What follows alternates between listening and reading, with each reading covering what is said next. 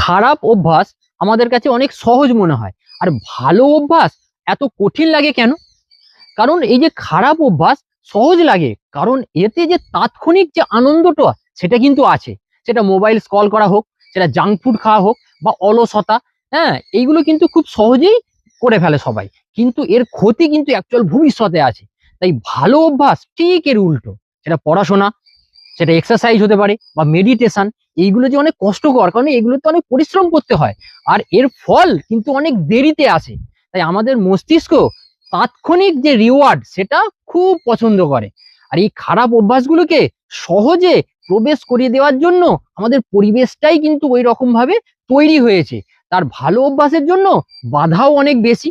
আর এই তার সমাধান কি হতে পারে? তাহলে আমাদের খারাপ অভ্যাসগুলো থেকে যতটা সম্ভব একটু দূরে থাকা, আর ভালো অভ্যাসগুলোকে স্টেপ বাই স্টেপ, মানে একটু একটু করে আপনি যদি প্র্যাকটিস করেন, তাহলে ওই অভ্যাসগুলো আস্তে আস্তে আপনার কাছে অনেক সহজ মনে হবে।